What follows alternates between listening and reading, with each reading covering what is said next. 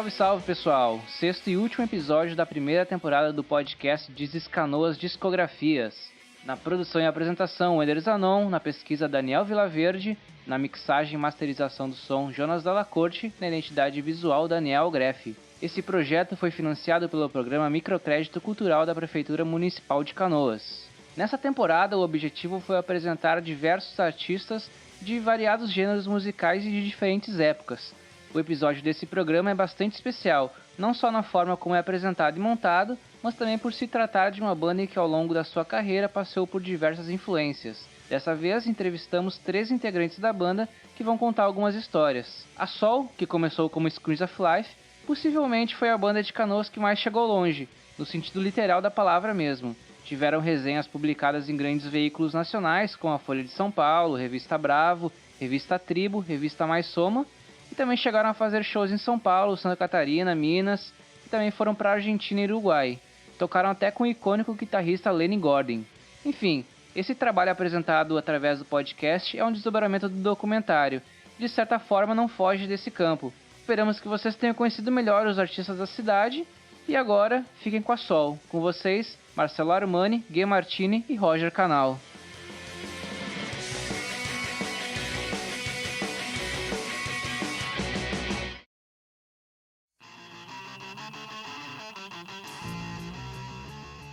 Na época que a Sol começou a tocar como Screens of Life, havia uma cena abundante, obviamente musical, né?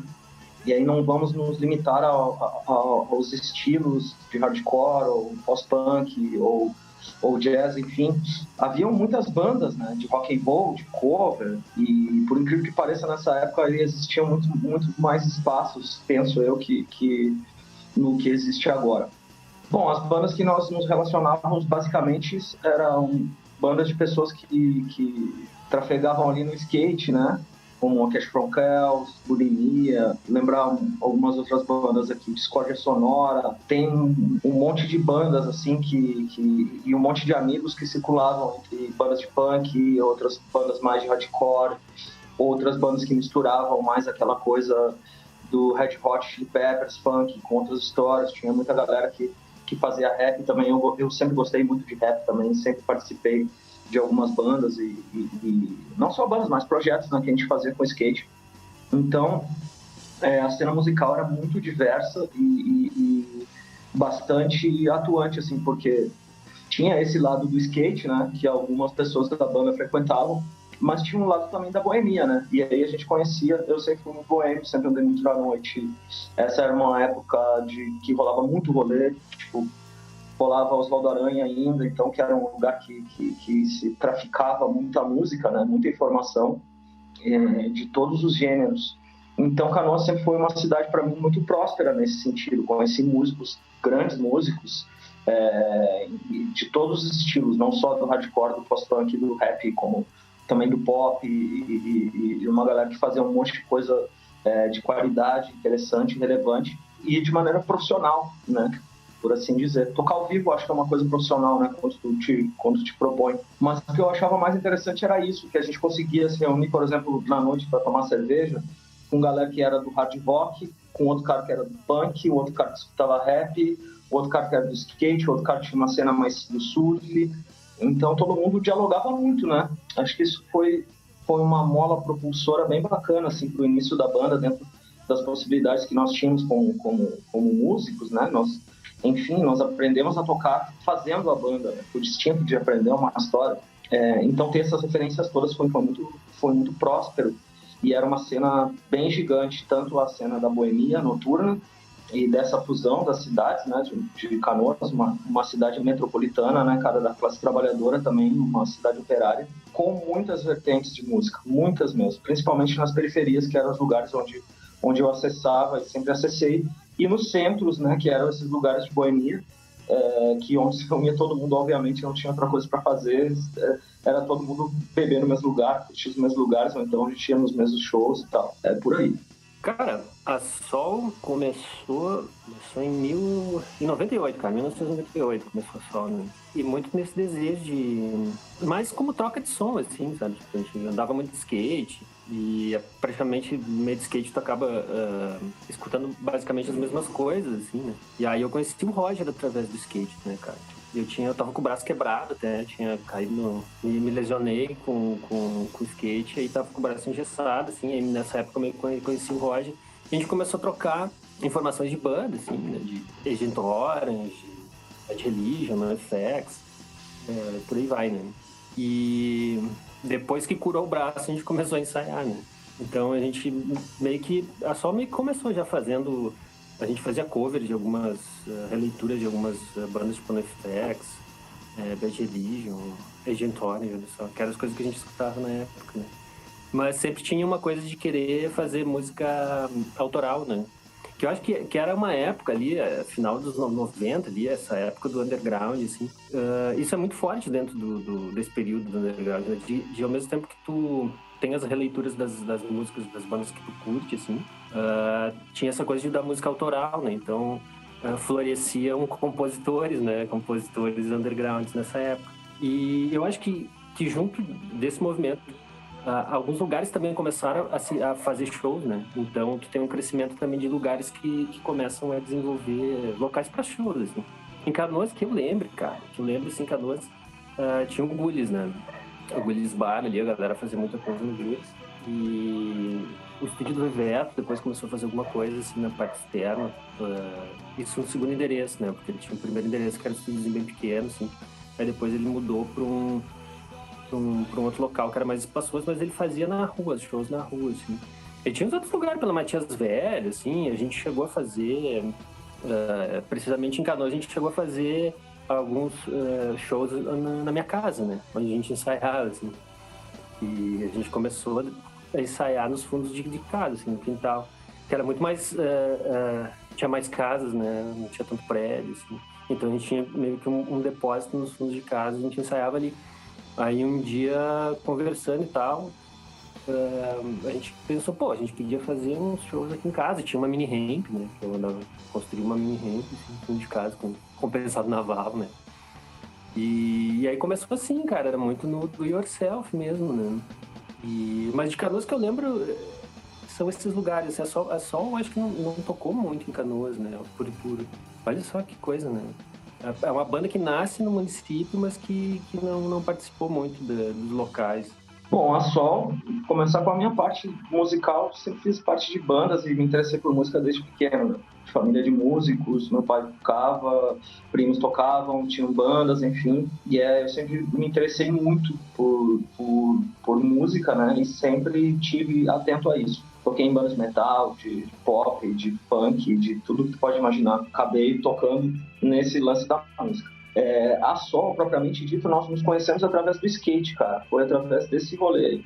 Do rolê do skate e de um rolê urbano, né, as primeiras formações da Sol, nessa ideia de trocar música, trocar fanzine nos campeonatos de skate ou nos rolês da Osvaldo, ou depois que abriu a pista ali, a primeira pista do Parcão, em Canoas, né? Foi nesse rolê assim que surgiu, que a gente acabou se conhecendo. E, na verdade, muito mais que isso, nós procurávamos, por exemplo, quando estava montando a banda, comecei a procurar pessoas que queriam tocar exatamente aquilo que a gente escutava, né? E que queria fazer na época.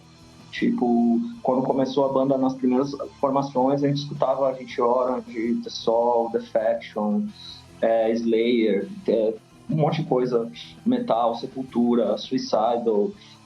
Então, foi como eu te falei, não tinha um estilo definido, mas as coisas que a gente queria fazer, muitas vezes dentro da nossa ambientação era isso, é só para andar de skate, para curtir a rua e estar inserido nessa fusão que estava rolando na época bem forte do hardcore com outros estilos, né? Bandas nacionais, acho que foram as nossas principais influências, Safari Burgers, o fanzine do skate trocava muita música e muita demo com bandas do Brasil inteiro. Estou esquecendo algumas, trago umas mais famosas assim para ilustrar qual a importância dessas bandas, né, na construção assim que a gente sempre foi pensado dentro da cultura underground, claro, com referências de bandas mainstream e tal, tudo mais. Mas, essencialmente, nós escutávamos muita música nacional e muita música produzida no underground mesmo, nesse esquema do it yourself, da troca de fita, do correio, do fanzine. E foi assim que eu conheci a maioria da rapaziada que tocou nessas formações iniciais, foi procurando, e sempre através do skate, tipo, conheci um cara que toca tal coisa, aí depois um dia conheci outro cara, morava em Esteio, o outro morava no Jardim Leopoldina, então a gente se encontrava, era obviamente na noite, na boemia, e nos espaços de skate para trocar ideia e conseguir alinhar alguma coisa de tentar fazer os sons, alguma coisa que nos agradasse nesse sentido.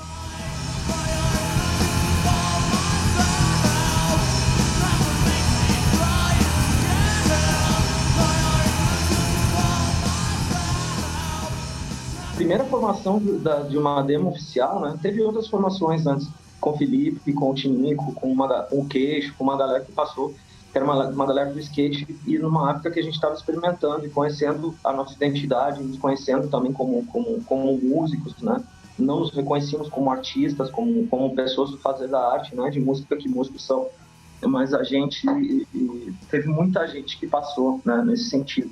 A primeira formação realmente chegou porque nós começamos a tocar mais e querer experimentar mais então nós começamos a ver mais bandas, né? Stay tinha uma cena muito forte, com bandas muito massa, como Los Fantomas, Urubu Branco e outras galeras que a gente começou a dialogar. E o Peixe sempre foi uma pessoa muito conhecida, né? E de grande conhecimento de música, de cultura de skate, de arte, né? A nossa formação começa assim porque a gente queria desenvolver, a gente queria trabalhar a sonoridade, estava girando, não conseguíamos ficar mais parado, não queria mais tocar cover, não queria mais fazer música focada tão somente no hardcore, então estava absorvendo outras coisas e a gente precisava trabalhar isso também. Então, o Peixe sempre foi esse cara que era referência, né? Acho que para todo mundo que viveu essa época aí dos anos 90 e bebeu nessa fonte aí e trocou experiências. Então, como a gente tocava muito nesses lugares do skate e de trânsito na região metropolitana, nós convidamos ele para fazer som, e a gente começou a fazer som com uma galera, tipo, e foi uma coisa que me aconteceu natural.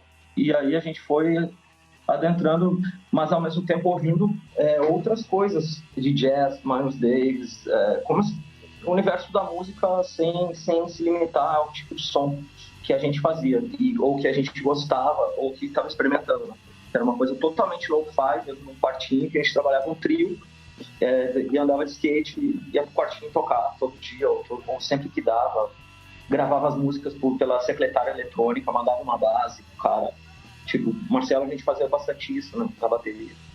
Tipo, tava rolando em casa, citando uma história, e daí ligava, mandava pra ele, vou deixar uma parada gravada aí na tua secretária eletrônica. Então, era bem comum ele pegar o telefone dele lá e ver clicar nas gravações que estavam rolando e encontrar algumas bases. Foi assim que a gente começou a trabalhar, e interessante como é bacana olhar para esse processo de longe agora, né, de muito tempo, e ver como a gente cresceu, né, dentro dessas experimentações, mas também estudando música, né, que é um processo cultural também, para estudar música, conhecer as bandas, conhecer os discos, né. Então naquela época não tinha internet, não dava para pegar uma parada e sair escutando tudo que tem. Tinha que encomendar o disco, às vezes era ruim pra caralho, os discos não gostava da banda, gastava. Era foda, né? Quem nunca encomendou um disco bom, um disco lá na Prisma, e chegou o disco e falou, puta que bosta de disco. Gastei, sei lá, $20 numa merda, vou quebrar. Pá! Não, né? O que era mais legal era o tráfico, né, de informações, né? A gente andava sempre, eu pelo menos sempre andava com uma fita no bolso pra trocar com os caras, tipo, ou andava com camisa de banda, tipo.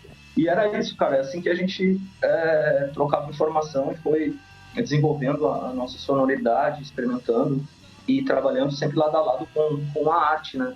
Com essa coisa do skate art, né? De skate, música e arte, né? Trabalhando desenho, pintura, fotografia, poesia, né? Coisas que pouco se trabalhava dentro do skate, mas que é uma vertente cultural muito importante, não só dentro do esporte, mas com esse estilo de vida, né, meu? Que ronda essas nuances aí. Quando a gente gravou essa demo, nós estávamos já trabalhando no quartinho intensamente, assim. Eu lembro, a primeira vez que nós gravamos alguma coisa foi num gravador aquele, sabe, caixotão de fita, A gente gravou e falou, nossa, a gente tem que gravar isso porque tá soando bem dentro das coisas que a gente gosta. E nessa época a gente, pelo menos eu, frequentava muito o garagem, frequentava muito a Barros, frequentava muito Oswaldo Aranha. Então conheci uma galera, conheci o Maluquinho, que era um cara, irmão do Registro, um cara super importante também dentro do contexto das bandas de Porto Alegre, dos anos 90. E ele, quando viu a banda, pirou muito, né? Na verdade, eu conheci o Maluquinho, foi num show do Fugazi, em 97, em Santos, que eu fui assistir. Era a Game Garage Fuzz Santos. Isso aí foi, acho que a penúltima tour do Fugazi no Brasil. E eu conheci ele, falou, pô, que massa, né, da banda e tal. Quando voltou, a gente começou a conversar, ele mesmo tocou algumas vezes, e ele, como é produtor, ele pilhou em gravar a fita, né, e a gente gravar ao vivo, né, as músicas. Lembro até hoje, primeiro dia de gravação, quando a gente foi começar, quando nós montamos tudo, fomos começar a gravar, explodiu o gerador do poste, tá ligado? Foi isso. Faltou luz na quadra inteira, sabe? Pau! Foi muito foda. Então, a demo a gente gravou em uma noite, né? Em um take, tudo ao vivo, dentro do lugar de um galpão de madeira, onde a gente ensaiava, atrás da metalúrgica da casa do Marcelo, tinha uma rampa de skate lá. E a gente gravou essa fita em uma noite, todos os instrumentos ao vivo, e depois mixamos com algum overdub, alguma história. E o resultado ficou bom, nós gostamos. E essa fita, cara, ela teve aproximadamente, acho que de 700 a 900 cópias distribuídas, fora as fitas piratas que a galera gravava. O Peixe fez muito isso, cara. Ele gravava, fazia outras capas e ia lançando pra galera, sabe? Hoje tem muita fita pirata que eu até gostaria de ter. Eu não tenho uma fita, mas tem muitas piratas com capas diferentes, feitas pelo Peixe e tal. E, cara, chegou essa demo nessa galera que eu conheci no show do Fugazi, que era o Fusco, os caras do A-Game, o Daniel Ganjamin, o Takara, que, sei lá, um molequinho ainda, mas foi uma galera que acabamos fazendo amizade e a gente começou a divulgar. Depois disso, a gente foi fazer uma tour, foi lançada essa demo em 98, sei lá, 97. Enfim, acho que foi em 98 que nós fomos tocar, para fazer uma tour. Tocamos aqui com a Game e depois lá nós fizemos alguns shows com eles e outros espaços também. E acabou essas caixas de fita se espalhando muito, cara. Então, eu acredito mesmo que tem muita gente que tem essa fita aí. Mas se deu assim, totalmente através desse processo de boca a boca, de shows, dessa boemia, né? Que eu acho que foi fundamental nessa cultura aí dos anos 90, do underground e tal. A rapaziada dava muito rolê na noite e era assim que as coisas aconteciam.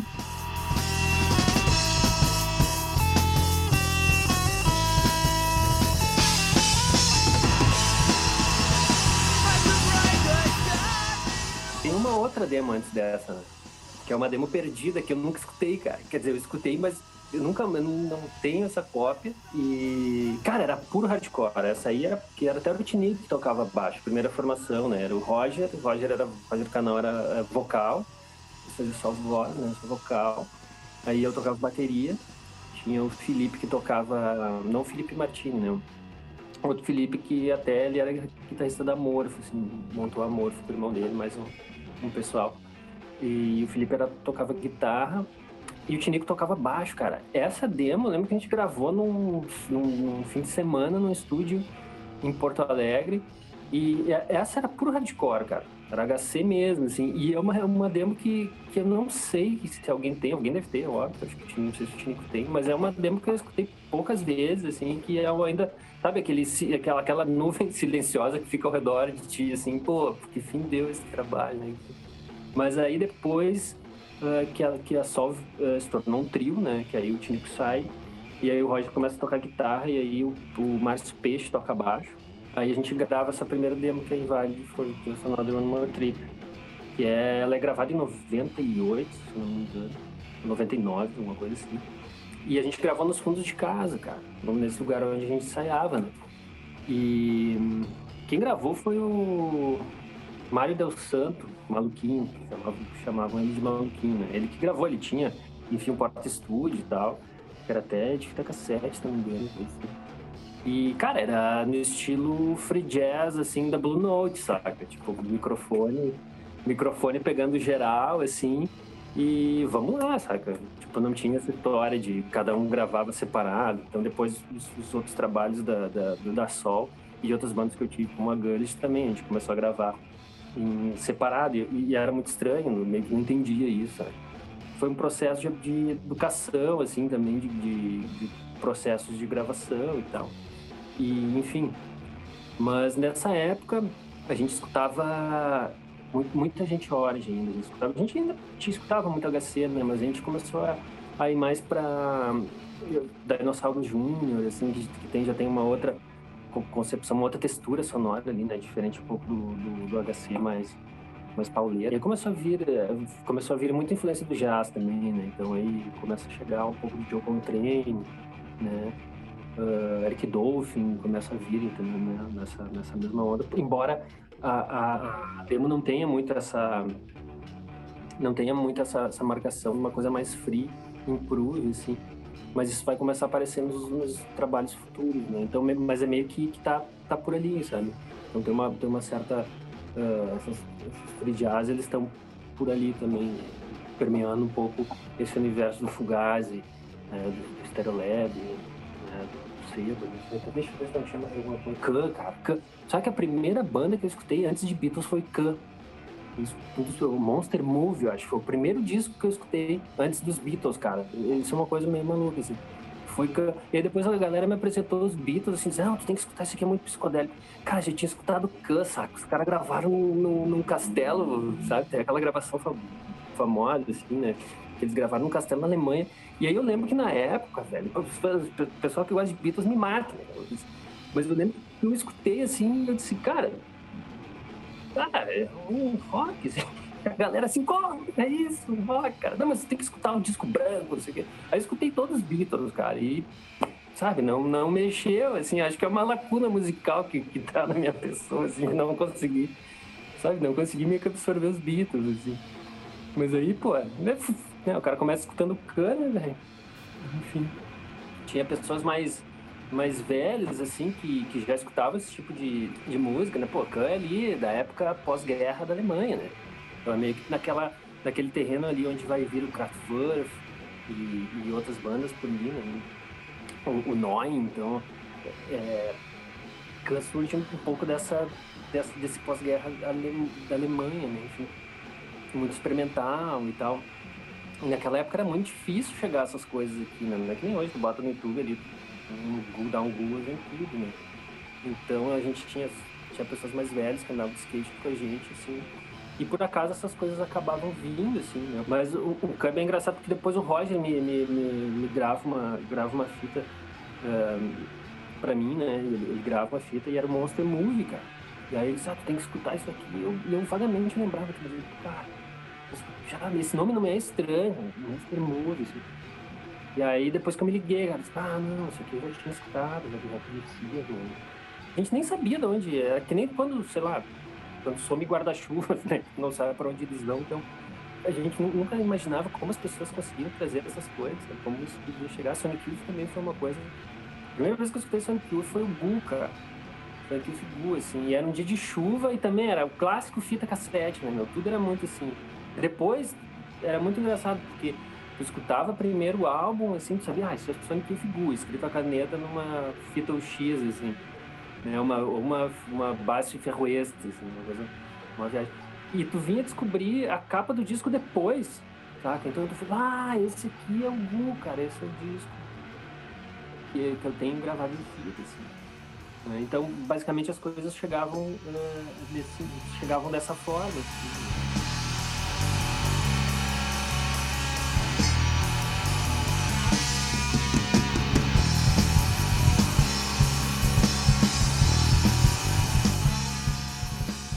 Essa participação da Sol na Select é em função dessa primeira demo, né? E essa demo ela vai para São Paulo através do Again, né? Porque o Again vem tocar. Eu nem sei como é que descobriram. Assim, o Roger trocava muita correspondência com o pessoal, né? De São Paulo e outros lugares. Né? Ele tinha muito esse... Ele tinha um zine, se não me engano. ele fazia muito essa ponte de correspondência com outras bandas pelo Brasil ou pelo mundo, sei lá, enfim. E tinha muita troca de demo, então eu acredito que dessa maneira ele conheceu o Again. O Again vem, toca em Porto Alegre, a gente abre para eles no garagem, eles seguem para fazer uma tour na Argentina, pro lugar argentino, se não me engano. E aí a demo vai para São Paulo, sabe? E cai chega até a Spice, né? Chega nas mãos do Rafa. E ele escuta e eu acho que ele já estava com o projeto de fazer essa coletânea, né? Essa coletânea em fita cassete.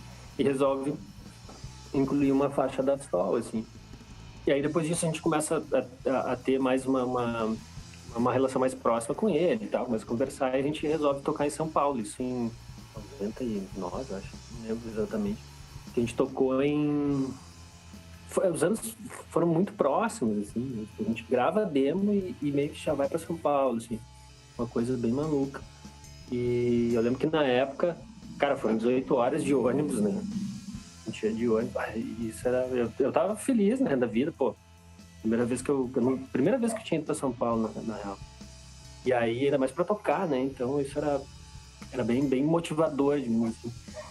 E aí, a gente fez um primeiro show em São Paulo, capital, mas a gente não tocou, né? A gente tocou em Mogi das Cruzes, num pesqueiro, né? Com o pessoal da Game também. E aí eu conheci o Maurício Takara nessa época, aí, em Mogi, no pesqueiro lá. Né? A gente troca uma ideia também. Na época, acho que o Maurício tocava no Small Talk, se eu não me engano. E tava surgindo o Hot Mode, né? Eu não lembro se o Hot Mode já tinha surgido antes. Enfim. E aí depois a gente toca num outro festival em São Bernardo do Campo, né? A gente fez 2 shows, assim, em São Paulo nessa época, né? Divulgando a fita demo também. Quando a gente gravou a demo, a gente já tava fazendo outras coisas, experimentando outras coisas, e talvez se a gente gravasse sempre o que acontecia nos ensaios, teria tipo um farto material de experimentação, assim, né? Que rolava. E, cara, a gente sempre ouviu muita coisa. Isso, de alguma forma, foi nos influenciando. E como a gente aprendeu a tocar com a banda, fazendo a banda, com vontade de ter uma banda, eu acho que isso foi fator fundamental. Porque a gente ia aprendendo a tocar, ia desenvolvendo novas habilidades e iam saindo coisas que a gente ia escutando, ou ia curtindo, ou ia trabalhando em cima. E é interessante como a gente nunca conseguiu, desde as demos, colocar em um registro atual tudo aquilo que a gente compunha de novo, sabe? Então, tipo, quando a gente lançou a demo, já tinha outras coisas rolando, já tinha Eu Perdido, já tinha outras músicas em português, a gente já estava trabalhando outra estética, sabe? Mesmo quando a gente lançou o disco no Descompasso, nós já tocávamos, por exemplo, Tsunami, outras músicas, né? Então, foi uma sucessão de influências que vieram através da prática, praticando, escutando muita música, pesquisando, conhecendo muita gente nova, mas é bem interessante porque começa a surgir essas outras estruturas sonoras, tipo Vincent Price, inspirado em cinema, né? Edgar Allan Poe, da literatura invadindo, sabe? Então a gente começou a se dar conta que também podia fazer, que não era só o som, ou não era só o skate, ou não era só a estética da arte, propriamente visual, né? Mas a gente começou a transitar e falar com muitos artistas, né? Como o Grupo Confluência, o Jair Rossato, que é teu grande amigo, o Max Chami, que é um cara espetacular, que é um pesquisador, um dos maiores que eu conheço, um crânio, um dos caras mais incríveis que eu conheço dentro da música. Então, quanto mais a gente for conhecendo pessoas, mais o gosto pela pesquisa foi se aguçando. Então, mais se ouvia música, mais se trocava demo, mais se trabalhava a experimentação sonora. Não tinha como tu absorver tudo numa sentada, numa tacada só, né?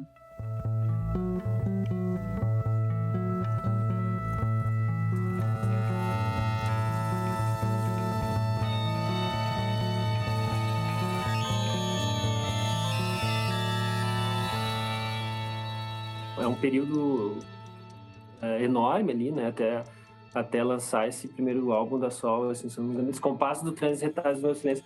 Cara, de 99 a 2003, né, cara? Então, pô, é um disco que meio que é uma amálgama de toda essa transição da Sol, né? Mas, como eu te falei, ela começa ali em 98, cara, já nesse processo em que o Márcio Peixe entra para tocar baixo, e ele traz uma escuta distinta, né? Ele já traz outras referências, né? O Felipe Guemartini, ele passa a tocar baixo com a gente, né? E o Peixe tem essa troca entre o Peixe e o Felipe.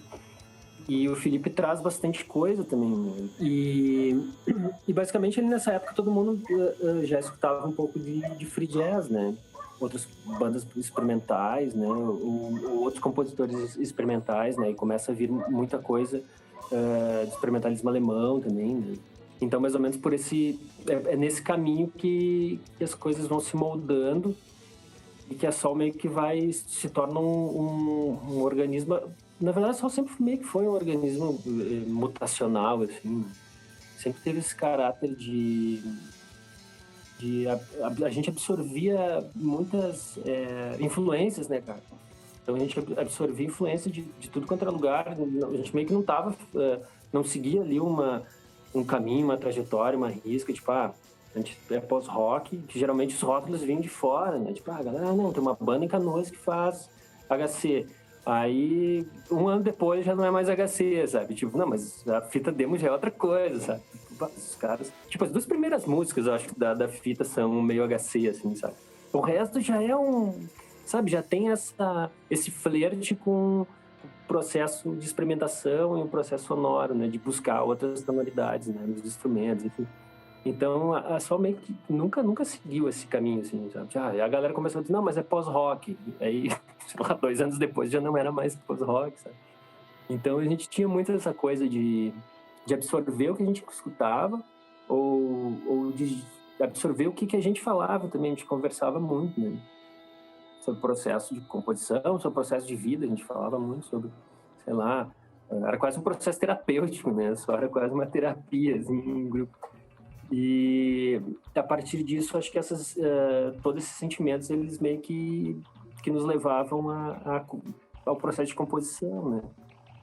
Então, tem essa coisa, né? De a gente estar ali sempre na borda do improviso ali, né? Então, as músicas sempre tinham essa coisa, né? A gente sempre compunha, né? Tinha um processo de composição, sei lá, uma célula rítmica, enfim. Só que no final já descambava, sabe? No final já era muito engraçado, porque no final das músicas já ia pro improviso, sabe? Então era quase que era perpetuar a borda do cansaço, sabe? Era uma coisa assim, quase uma exaustão, né? Na busca da sonoridade, mas tinha muita escuta dentro da Sol, né? Depois entra o Teco também, o Tetsu entra, e ele traz a percussão, né? Imagina, o cara entra com cuíca e pandeiro no meio de um asteroide, por exemplo, né? Então, ele traz ele traz um pouco essa coisa dos tambores, né? Da coisa, dessa coisa mais afro, por assim dizer, né? De ter esse ritual com o tambor, né? E é um colega, né? É um colega que participa comigo, eu digo mais pelo instrumento, né? Então, era uma conjunção ali entre bateria e percussão, então já era uma outra pessoa, já era uma outra escuta, né? Para poder fazer algumas trocas, assim. Isso era incrível, cara. Eu curtia muito isso, né? Então a gente se escutava muito, cara. Isso era muito bacana, assim, no meio das composições, sei lá. Tipo, de fato, o que estava composto era, sei lá, 3, 4 minutos. E a música tinha, sei lá, 20 minutos, coisa assim, às vezes eu vi. E o resto era só improvisação. Então a gente tinha muito essa coisa de ter uma escuta atenta com cada instrumento, mas daqui a pouco já embolava tudo. Então a gente tinha muito essa coisa de ficar migrando a escuta de um lado para o outro, ou meio que se perdendo, voltar, né? Foi completamente experimentando, né? Então, esse disco começa com uma gravação de estúdio. Depois nós gravamos coisas para uma coletânea, agora não lembro o nome do selo, Bolacha Records, acho que era. Enfim, nós não começamos as gravações com o intuito de lançar um disco, sabe? E nem tinha esse nome, a gente nem queria.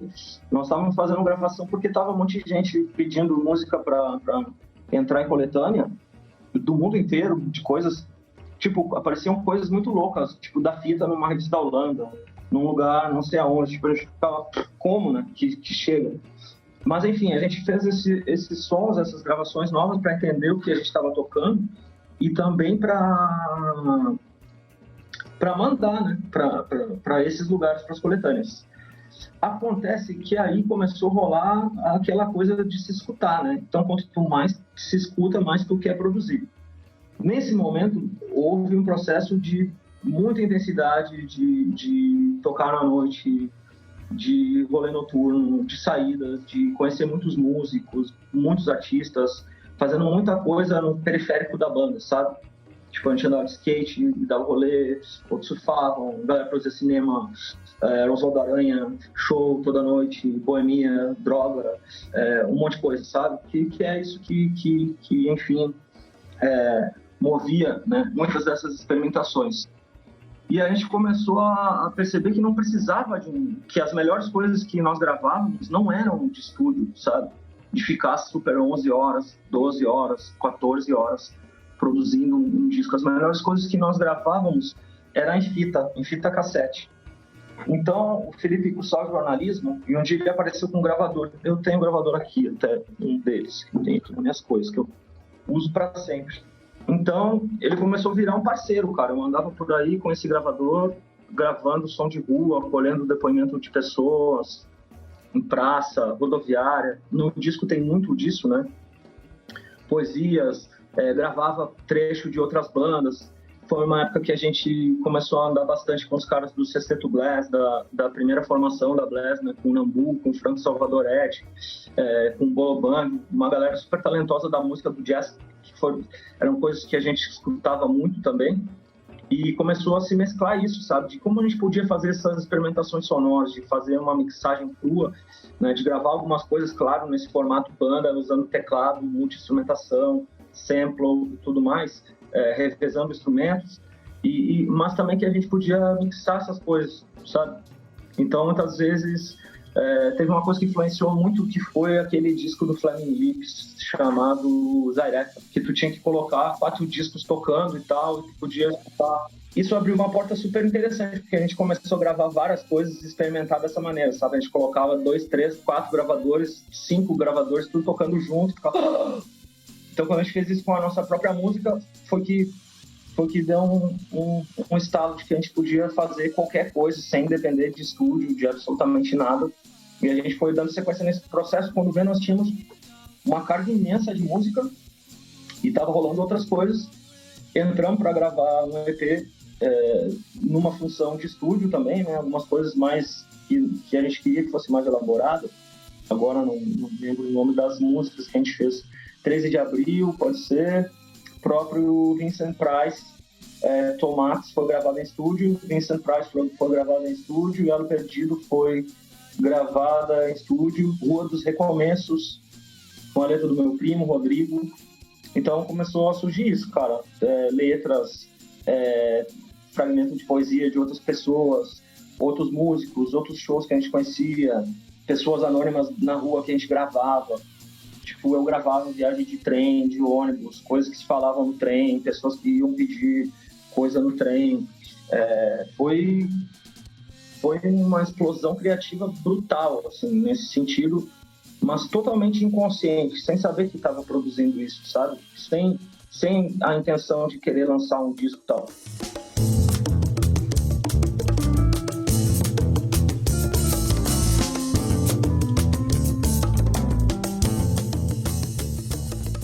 O Roger me convidou pra tocar, né? E eu fui, assim, né? E aí tinha essa fita, que eu acho que essa fita ela marcou uma época, assim, uma coisa, né? E aí ali, quando eu fui, assim, minha linha, assim, ela não era tão hardcore, assim, quanto a do Roger e do Marcelo. Acho que eles eram... E a banda também, né, era mais pesada, né?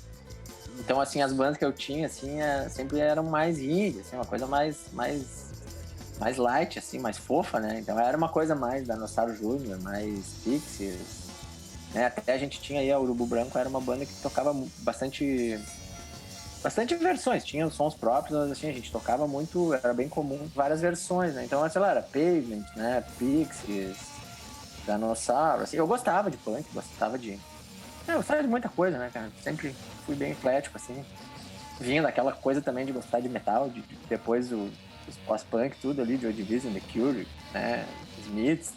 Mas assim, eu me lembro que quando eu fui tocar, eu imaginava que era uma expectativa, assim, de eu seguir naquela linha ali, né, meio...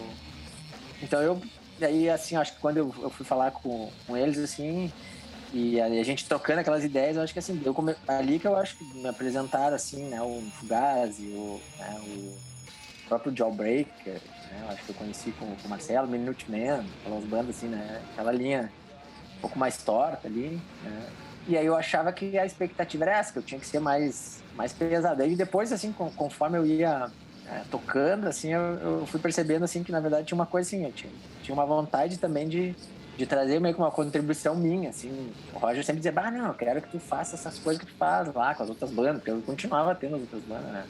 Então até banda de reggae, né, cara? E aí ele, na verdade, vinha com uma coisa assim, não, traz isso aí. Eu achava sempre que eu tinha que seguir naquela coisa mais ali, né, mais, né, assim, sei lá, Garage Fuzz, né, que era uma coisa que tava super em alta ali na época, né. Aí depois o CPM 22, eu acho, essas coisas mais brasileiras, né. Então tinha isso, assim, ó, eu notava que eles tinham uma influência mais... O Roger acho mais eclético, né? O Marcelo tava numa fase bem pancada, assim. E aí ele começou uma coisa de trocar ideias, assim, né? Então, assim, a gente não... Aí, claro, daí eu acho que muita coisa a gente foi descobrindo meio junto, assim, depois daquilo, né? Começar a expandir. Eu tinha uma coisa, assim, que na minha casa, assim, eu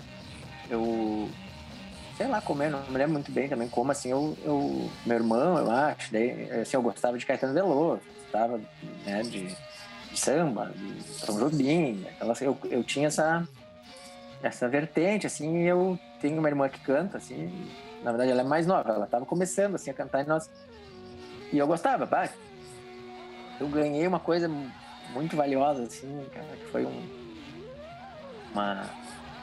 um ex-namorado de uma ex-cunhada. O cara me deu uma revista que eu guardo até hoje, inclusive esse dia eu quase joguei fora aqui, mas ainda tá guardando, que era o que era um songbook, não era aquelas revistinhas mais toscas, né, que tinha de violão, mas era um pouquinho melhor, que ela já era maior, assim, que é do Caetano Veloso, né. E era muito difícil achar aquilo, assim, pra tocar aquelas músicas do Caetano Veloso aí. Isso ainda, assim, logo que tava lançando os songbooks, né, do Almir Shediac lá. Então eu tinha aquela revistinha, assim, que ela é um papel que tá se esfarelando, assim, eu guardo sentimentalmente, porque era do Cezinha, que era de um cara que foi câmera da TVE e tal, ele namorou a minha ex-cunhada antes dela casar com meu irmão. E aí, assim, e ela me deu aquilo, assim, porque ela via que eu curtia. E aí então eu curtia essas coisas, tocava isso, né? Tocava em casa com a minha irmã, a gente tinha uma vertente, assim, de tocar música popular brasileira, assim, né? Eu não tinha nenhuma banda com isso, mas eu sempre toquei, assim, sempre gostei de tirar esses sons, né? E eu sempre compus coisas nessa linha, né? E o Roger sempre, ele tinha uma composição mais em inglês, aquela vocal gritado, assim, né? E aí quando a gente começou assim a tocar junto, aí na verdade ele, sei lá, toca um som teu aqui, sabe? Uma coisa assim, mano. E aí eu tinha muita vergonha de tocar esses sons, né? Que eu fazia, assim, que eram umas coisas bem cancioneiro, assim, e na verdade as bandas eram tudo meio rock, então tu fica, vou tocar umas coisas meio cancioneiro pros meus amigos do rock, assim, eu morria de vergonha, assim, eu já, não vai ter nada a ver. E aí, na verdade, aquilo ali, quando eu tocava, o Roger era o cara, assim, os dois, na verdade, assim, foram os caras, assim, foram não as primeiras, mas, assim, praticamente as primeiras pessoas, assim, que admiravam aquilo de primeira, sabe? Eu tocava pra eles, assim, eles ficavam, isso é muito legal, cara, vamos tocar com a banda, sabe, uma coisa. E às vezes na outra banda eu tocava, assim, o pessoal não dava muita bola, não. E ali com eles, assim, foi sempre uma coisa muito acolhedora, assim, né?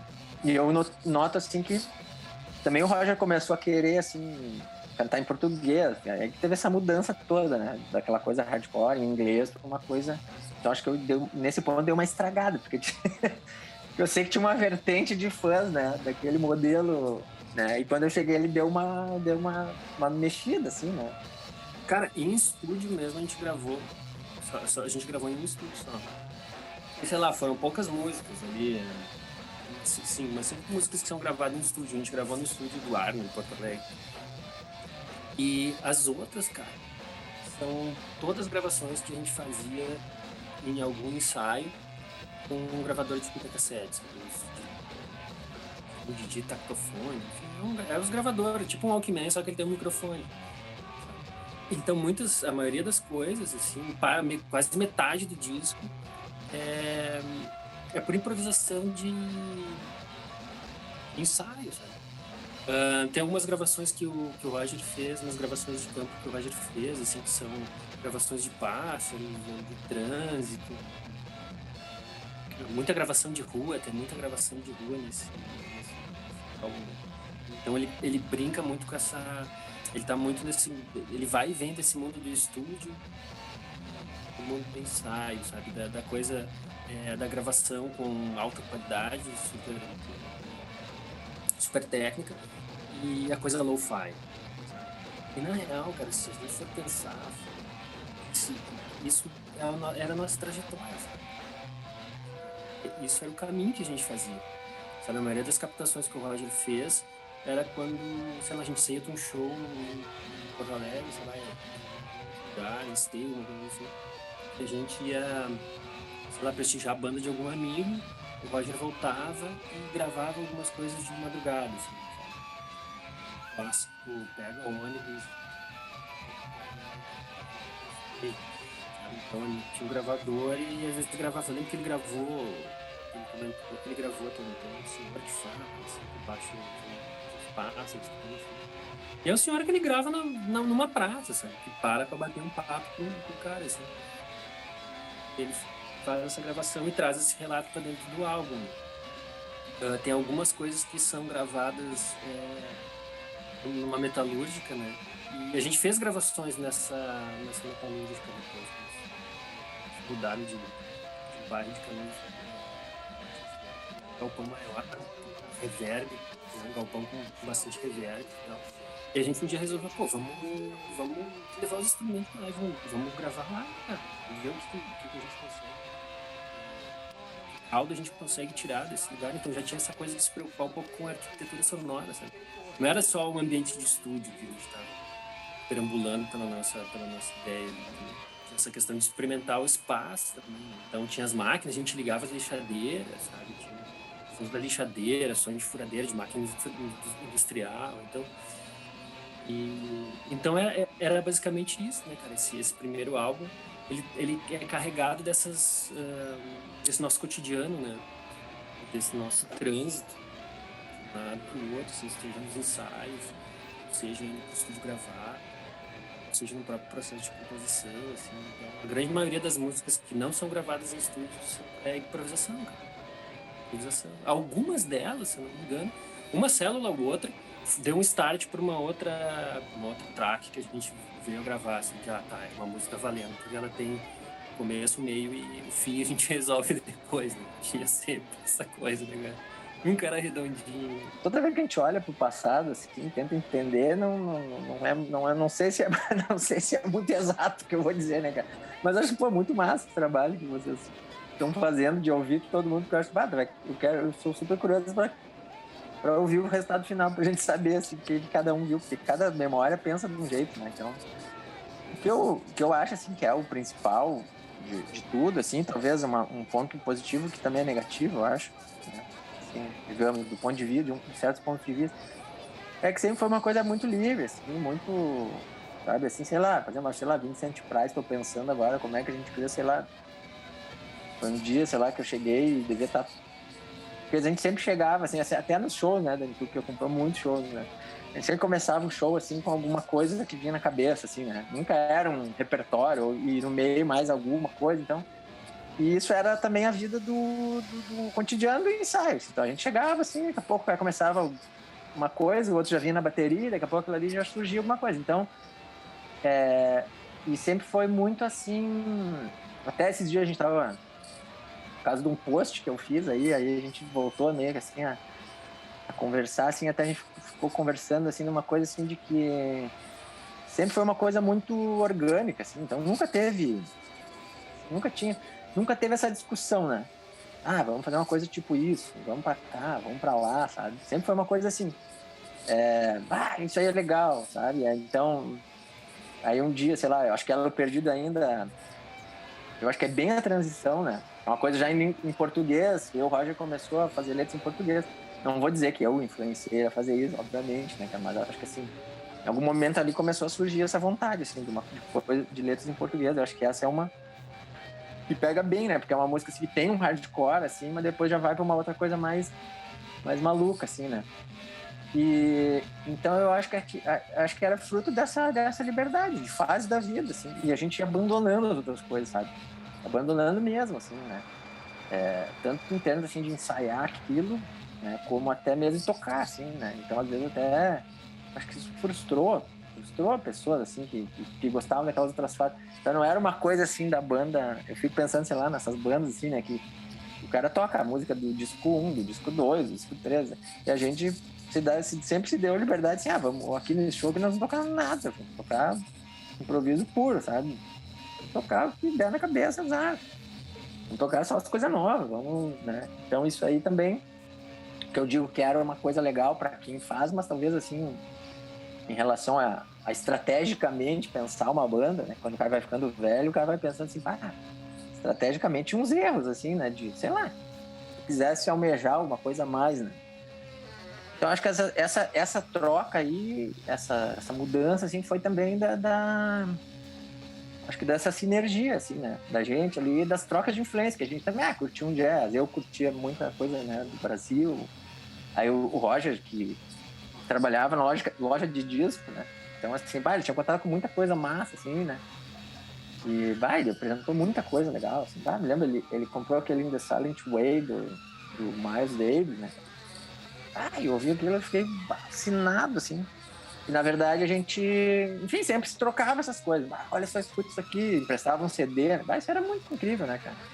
Isso aí é o oxigênio, assim, né? Tem gente, assim, que envelhece, considero que envelheça mal em termos de gosto musical, assim, que o cara fica com aquela coisa... Não, banda boa era as bandas que eu ouvi quando eu era adolescente. E eu sou uma pessoa inquieta, assim, é raro... Claro, tem dias que eu quero ouvir coisas que eu ouvi, mas quase todo dia eu quero ouvir uma coisa nova, né? Eu tenho essa mania, assim. E eu acho que isso aí nós todos sempre tivemos ali, né? A gente sempre queria ouvir coisa nova. Então, toda vez que chegava alguém com alguma coisa nova, vamos ouvir coisa... Aí, ouvindo coisa nova, acho que naturalmente tu vai fazendo. E aí não tinha uma coisa, assim, uma direção, né? Eu acho, sabe? Não tinha, assim, a gente nunca teve uma coisa, nós vamos pra cá, sabe? Nós ia indo pra onde a cabeça estava indo. E aí, às vezes era uma coisa mais... Coisas que eu compus, aí no outro dia chegava uma coisa que o Roger compôs, uma outra vez era um improviso que a gente foi fazendo e começou a funcionar legal. E eu acho que então era isso, assim, era uma coisa muito da naturalidade do processo, assim. Eu acho que isso era realmente incrível, assim, cara, porque eu não me lembro, assim, de ter experimentado em outro ambiente, né, uma coisa tão livre mesmo, né? E aí era uma liberdade que a gente era também modelando para ter uma coisa assim, né, de repertório. Vamos gravar um disco, vamos botar isso aqui numa caixinha, vamos melhorar, né? Claro, tinha essa parte, né, de trabalhar em cima, assim, construir o arranjo e tal. Tinha, né? Mas era sempre muito tranquilo, assim, muito, assim, acho que essa transformação foi isso, né? Acho que foi esse encontro aí que deu uma balançada. E aí a gente achou o Teco também, que ele tocava comigo na trompete lá do Peixe Triste, que era uma banda de reggae. E o Roger também, né? Eu acho que o Roger tinha uma coisa meio comandante, assim, meio gerente. E aí a gente trouxe ele para fazer umas participações ali na trompete, eu acho. Ou não me lembro como é que foi, mas eu sei que ele disse, seria muito massa ter um percussionista, né, na banda. Daí ele, vamos chamar o Teco. Eu achei meio uma ideia meio louca, assim, nossa, que viagem, cara. Nós fazemos coisa tudo estranha, assim, a gente chama um cara, toca cuíca, toca chocalho, tumbadora, né? Mas no fim foi massa, assim, né? Foi muito foi uma coisa que deu um ganho, assim, que...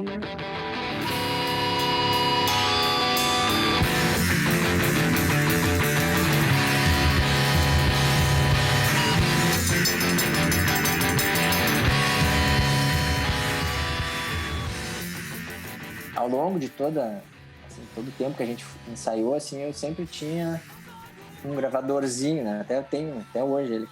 Eu sempre trabalhava assim, a gente sempre levava um gravador estúdio, assim, né? A gente ensaiava em tudo que eu tive estúdio, ensaiava na minha casa muito tempo, lá em Esteio, assim. Um tempo a gente ensaiou lá no Marcelo, na Metalúrgica, e um outro tempo, assim, a gente ficou ensaiando na minha casa lá em Esteio. Mas igual todos os lugares que a gente ia, mesmo se a gente fosse ensaiar num estúdio, às vezes. E, enfim, a gente ensaiava por tudo, a gente sempre levava o gravador, porque todo ensaio a gente fazia alguma coisa diferente, gravava alguma improviso, assim. Todo ensaio começava com um aquecimento, alguma coisa, no meio também, sempre tinha, né? Coisas assim que a gente ia fazendo. E aí...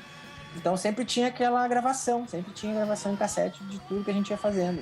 E um tempo assim também, o Roger começou a gravar umas coisas na rua, assim, gravar uns passarinhos, entrevistar pessoas. Do nada, assim, a gente foi gravando aquilo, saía pra noite gravando coisas, assim, meio sem motivo, assim. E assim, não sei se ele já tinha um plano em relação a isso, mas que eu me lembro, não. Assim, a gente fazia essas gravações aí. E a gente tinha essas coisas, esses improvisos aí reunidos, assim, né, nessas fitas. Aí alguma coisa a gente desenvolvia. Isso aqui ficou muito massa, vamos transformar numa música, né? Ou não, aquele ficava ali gravado. Aí surgiu ali a Amplitude, né, disso, né? Surgiu o Sérgio, que era também ele tinha banda diagonal e tal, o Roger conhecia, então era em contato do Roger, ele estava decidindo, assim, lançar bandas, né? Ele queria ter uma gravadora, assim, com bandas de todo o Brasil. E aí veio aquela história, assim, o cara vai gravar, o Sérgio, tal, fulano, quer vir ver um show da gente, assim, e ele tá com uma ideia de nos colocar no cast, assim, dessa gravadora e tal, uma gravadora, tem um projeto e tal. Daí eu nem acreditei, cara. Aí a gente marcou um show lá no Expresso, em São Léo, ali. Um belo dia me liga um cidadão chamado Sérgio Geda pro meu telefone residencial de casa. Ele perguntando, né, se eu era o Roger e tal, se eu tinha uma banda chamada Sol. E ele falou que estava fazendo um selo chamado Amplitude, que uma das principais missões do selo era descentralizar a música underground produzida no Brasil, né? Ou seja, diferente da maioria dos selos que gravavam bandas do Rio de São Paulo, essencialmente, né? Aquelas bandas daqueles selos, e obviamente porque os selos eram de lá, né? Os caras não saíam, os caras gravavam as próprias bandas dos amigos e faziam a coisa acontecer, nada mais natural. E foi massa que a ideia do selo, desde o início, era uma ideia livre de fazer o que se quisesse, né? E as outras bandas, nós fomos a primeira banda que ele contratou. Então as bandas acabaram sendo Sol, Pexba, Satanic Samba Trio e Lacertai. Lacertai de Lagarto, no Sergipe, o Pexba de BH e o Satanic de Brasília. E nisso a gente ficou, bom, se tu quer... Nós temos até umas gravações para te mandar, mas se quiser realmente ver o que acontece, né? Ver como que é a banda, precisa ver ao vivo. E ele disse, não. Então vocês marquem um show que eu vou ir aí assistir vocês. E nós não levamos fé, né? A gente fez um show, que foi uma das bandas que nós mais gostávamos de tocar, que era com a Vianamu, que foi um show clássico, um Expresso 356. Era uma quarta-feira, não rolava show de tudo. Mas era um lugar que a gente frequentava muito também, sabe? Aquela coisa da noite, a boemia. Então nós tínhamos lá um dia, a gente precisa fazer um show, queria fazer num lugar legal, sei que não é o rolê de vocês, mas também não é o nosso rolê, e a gente acaba vindo sempre aqui, nós gastamos pra caralho, tipo, a gente precisa fazer esse show qualquer dia. Eu falei numa quarta-feira, eles falaram, não, massa, é quarta-feira. E a gente fez o show, foi muito foda o show, e ali a gente já fechou o contrato do disco, era um contrato bem generoso, até foi inacreditável pra gente, assim, porque nós ganhamos uma masterização, ganhamos uma grana em dinheiro e ganhamos uma porcentagem de cópias e uma turnê, tá ligado? Tipo, nós ficamos... Quem faz isso, né, por uma banda na época? Então a gente pegou todo esse processo criativo que já rolava, foi impulsionado por uma situação nessa, né? Tu pensa que uma galera bem jovem e produzindo por produzir, por diversão, enfim, por pesquisa involuntária, inconsciente, recebe uma injeção dessa, né? Então aí a gente começou a trabalhar na estética do disco, né? Na estética de arte, naquela coisa da rua. E a Sol sempre foi uma banda de rua, porque a gente sempre andou na rua. Eu, pelo menos, sempre andei na rua. Então começa na capa, né? Que é a foto do mendigo, aquele fazendo som com o pé. E aí que eu tava gravando, e a gente começou a usar a estética dos papelões, né, catados na rua, das intervenções escritas, de tudo aquilo que a gente vivia. E aí, dentro dessas experimentações, nós chamamos muita gente para participar. Participou a galera do Sexteto Blast, participou o Carioca, já falecido, foi um grande cara, um grande artista também. Fora toda essa rapaziada que de forma, muitas vezes não, né, na prática, acabou participando de maneira intelectual, né, como toda essa galera aí que eu citei. Mas tem muita gente interessante na ficha técnica do disco, e muita gente que não foi colocada na ficha técnica porque eram anônimos, eram realmente gravações de rua, de batidas policiais. Tem gravação de uma batida policial, acho que era uma batida policial, acabou com as expectativas de noite. Então, saía noturnamente, numa época que não tinha como se comunicar com ninguém, e ia gravando essas experiências, muitas vezes para saber o que rolava, para se lembrar um pouco do que acontecia, registrar processos criativos, mas também registrar o trabalho sonoro dessa galera que muitas vezes ia assistir, não na totalidade da banda, mas a gente ia assistir.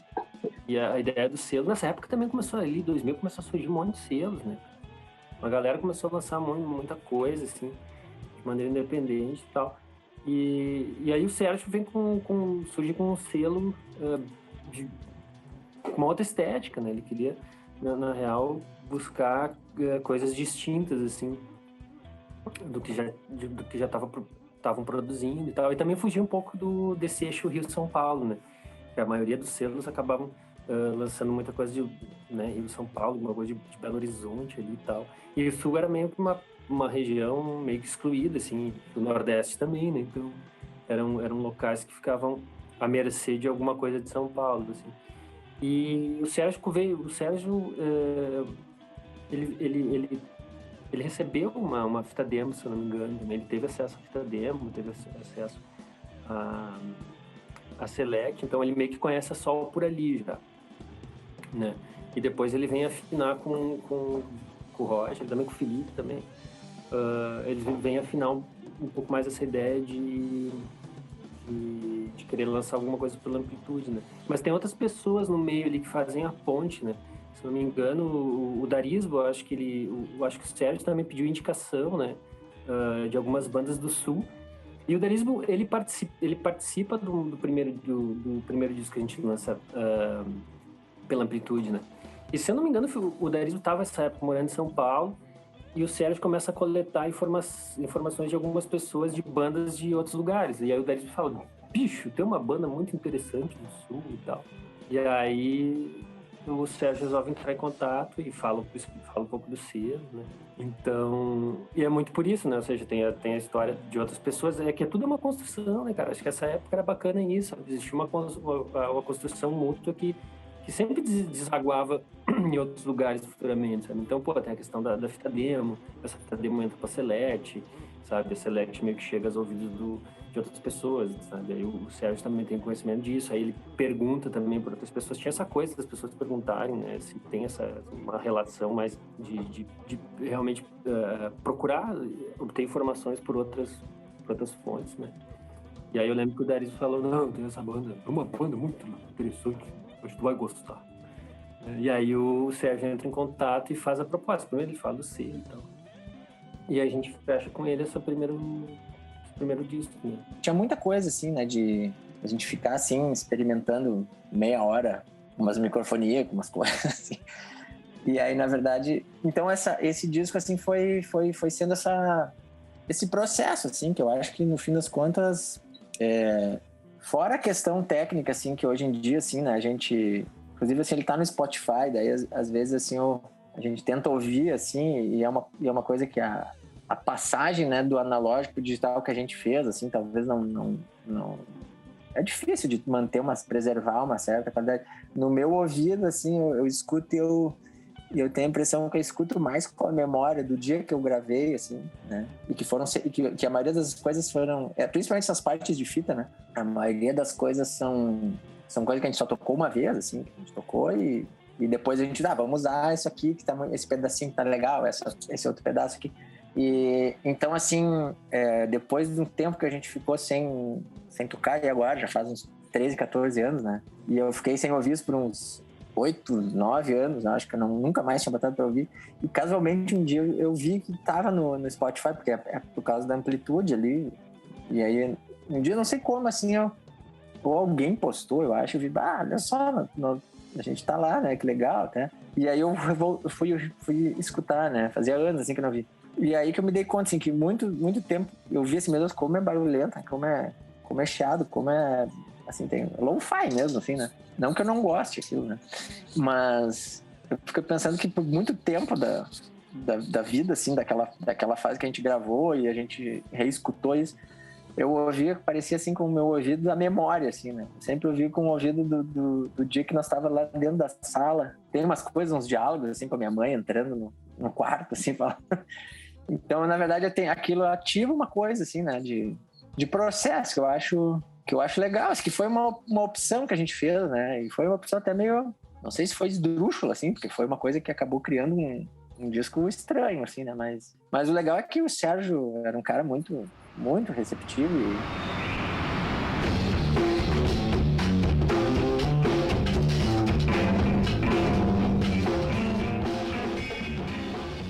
A Amplitude, ela tinha 2 produtoras também.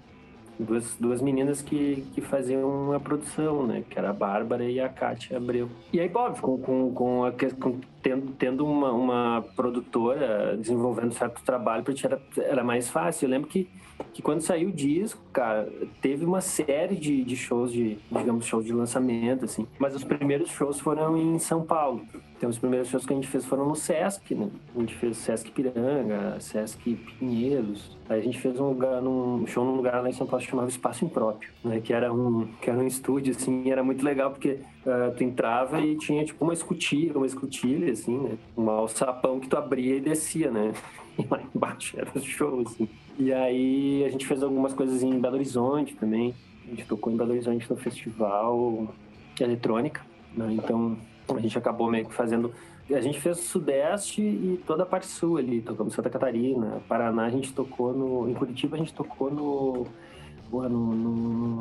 eles chamavam de Antigo Polvorim, lá é um teatro, que era um antigo... onde se guardava pólvora, né, na época do Império, uma coisa assim. E aí a gente fez esse show ali em Curitiba. Aí teve esses shows. Então, fizemos show no Rio também, cara. Rio de Janeiro, lá.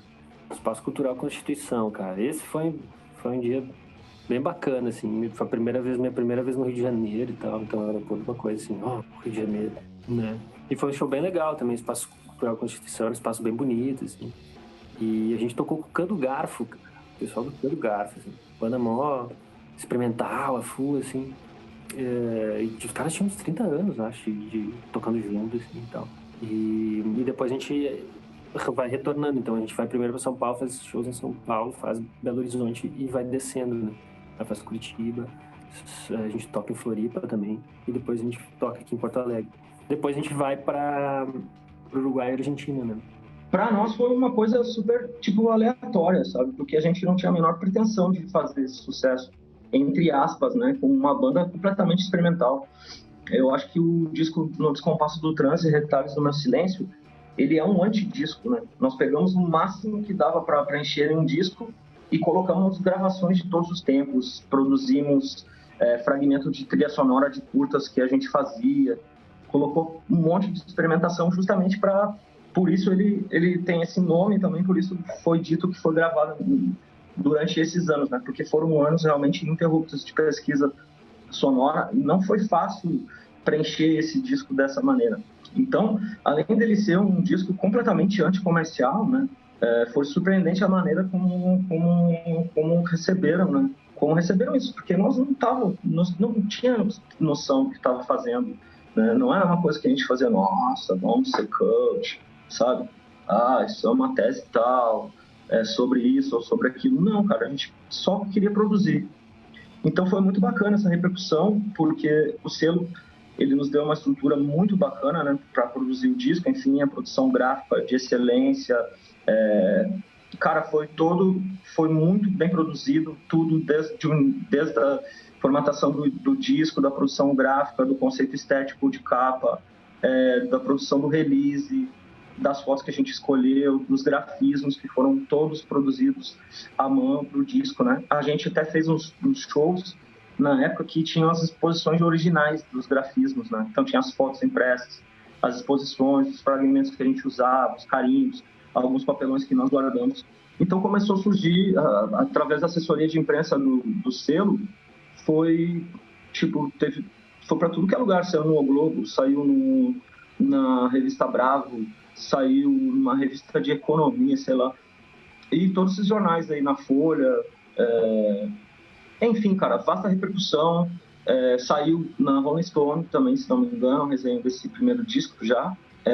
E no tempo que aí, quando a gente foi para São Paulo a primeira vez, teve um show de lançamento. Obviamente nós fizemos um show de lançamento aqui no Rio Grande do Sul. Nós tocamos em Porto Alegre, o show foi em Novo Hamburgo, de lançamento número 1, né? Nós tocamos aí em Novo Hamburgo, São Leopoldo, Esteio, tocamos em Canoas, tocamos em Porto Alegre, Santa Maria, Santo Antônio da Patrulha, Tramandaí, o show aquele que não teve, lembra? O show. E aí depois nós tocamos no Curupira, nós tocamos em Guaramirim, nós tocamos em Florianópolis, nós tocamos em Curitiba, São Paulo, Mogi das Cruzes, São Bernardo, Belo Horizonte. E a gente foi para tocar a primeira vez, foi no Festival Eletrônica, eu não lembro o ano agora. Mas começou a abrir um monte de possibilidades, assim. Então e nessa tour a gente conheceu a Cátia Abreu, que era uma produtora que trabalhava com a gente, e a gente começou a produzir de maneira incansável, começou a tocar muito, tudo que é lugar. Tudo. Tipo, aí, numa das tours a gente foi pra Sampa e tipo, ficou quase um mês lá tocando. Sampa, Rio de Janeiro, BH, voltava.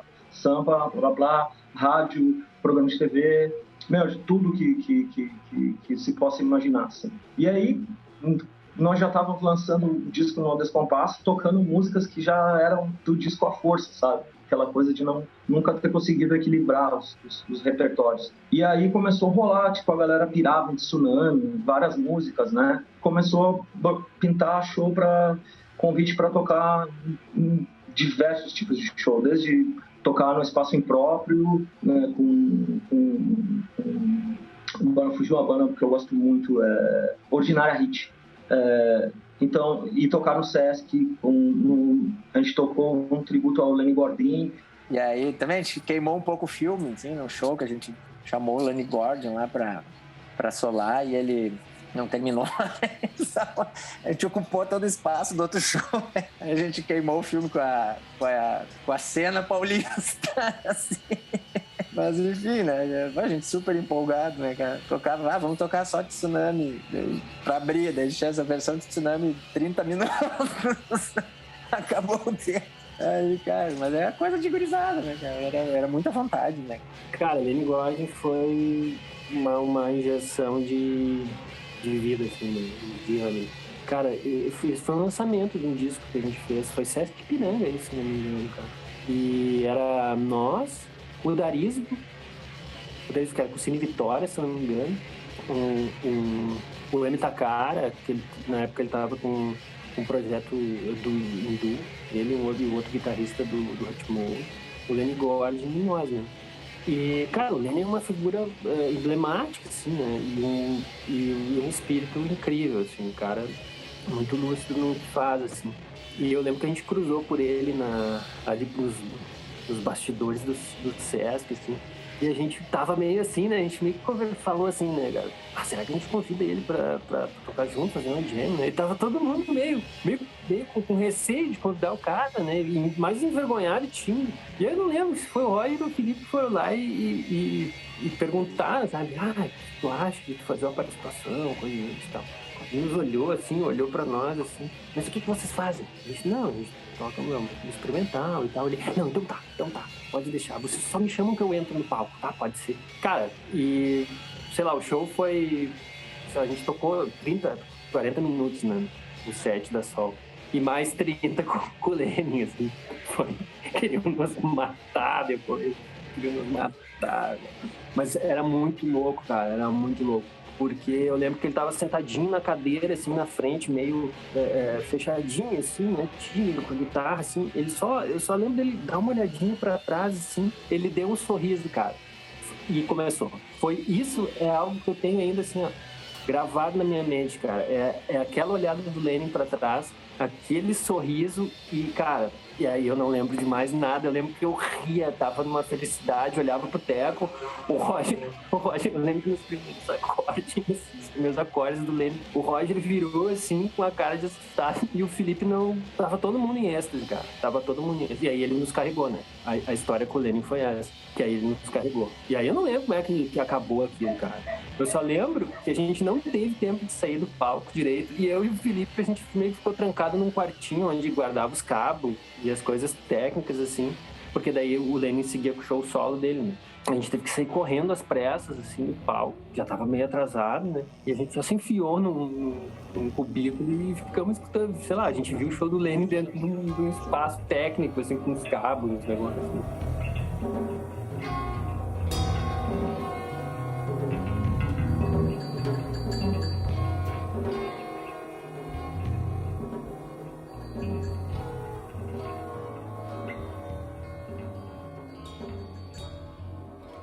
Depois, na descida, nós fomos tocar na primeira vez em Montevidéu, acho que era ano 2004. A gente fez uma tour lá, 2 shows, que também abriu bastante portas, e através do Max, de outra galera, nós conhecemos o Diego Souto e uma galera da música experimental de Buenos Aires, e a gente foi para a Argentina tocar. Tocamos em Buenos Aires, tocamos em La Plata, tocamos em Villa Maria, tocamos em Córdoba, tocamos em Marcos Soares. Então, cara, a gente tocou em um monte de lugar nesse circuito aí de norte da Argentina até, digamos, sei lá, Belo Horizonte, talvez mais longe do Brasil. Então, nesse circuito, a gente acabou tocando muitas vezes em todos esses estados aí, Sampa, Curitiba, e conhecendo muita banda, incontáveis bandas, pessoas magníficas, artistas incríveis de todos os sentidos e todas as estéticas, e foi realmente muito massa. E aí surgiu a ideia de, depois, com o lançamento da Força, a gente só potencializou, né, essa situação das turnês. Cara, a Sol tinha uma coisa engraçada que era, nos primeiros 5 minutos, tu já sabia quantas pessoas iam ficar para assistir o show, né? Porque geralmente o pessoal já ia embora, porque ou era muita ruideira, enfim. Era uma música mais difícil de aceitar, né? Embora ninguém tenha que aceitar nada, mas enfim, era muito mais uma coisa de gosto, assim, enfim, né? Mas a gente sempre teve uma receptividade bacana, assim, do pessoal que ia ver os shows, assim. Geralmente as pessoas que se mantinham nos shows iam nos próximos, né? Acabar ficando amigo da gente, né? E coisa e tal. E a gente chega no Uruguai muito pelo processo do Again também, que o Again faz essa turnê pela Argentina e Uruguai, e a gente meio que troca contatos com eles ali e tal. E tem um outro músico que é o Diego Souto, cara, que é um cara que toca stick bass. Que o Diego ele é muito amigo do Max Chami, cara. O Max foi uma pessoa muito importante também para Sol, sabe? O Max é uma pessoa que traz muita referência pra gente, sabe? Eu sei muita coisa de música experimental alemã e de música eletrônica experimental por causa do Max, entendeu? Por causa dos projetos que o Max tinha, que tinha um pouco essa linha, né, de ter essa parada mais eletrônica. E ele apresenta o Diego para nós, né? E a gente chega a fazer alguns shows com o Diego aqui em Porto Alegre, em Santa Maria, cara. A gente tocou em Santa Maria com o Diego, assim. E foi uma massa, cara. E aí o Diego ficou nosso amigo, assim, até hoje todo mundo fala com o Diego pergunta como vocês estão, né? E aí a gente fala meio que tá querendo fazer alguns shows pela Argentina, eles, não, eu ajudo vocês, aí vocês precisarem, tem alguns contatos, e aí precisando a gente troca esses contatos, a gente arma isso aí.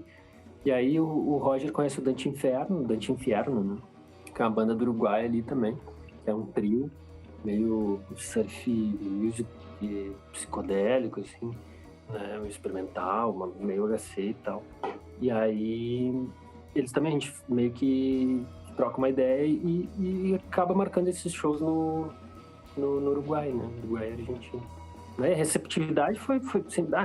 o povo argentino, o povo latino, enfim, todo o povo latino eles têm uma receptividade bacana, assim, né, cara? E os shows no Uruguai foram muito bons, cara. foram muito massa, assim. A galera junto, sabe? É uma coisa bem estranha, porque às vezes parece que aqui em Porto Alegre, isso é uma coisa que meio que acontece em Porto Alegre, parece que o público, eu não sei agora, mas mesmo naquela época, o público parecia muito frio, parecia um público mais analítico, sabe? Ainda ficou analisando. Eu lembro que às vezes a gente tocava assim, terminava o show, saía e tal, ia beber uma água.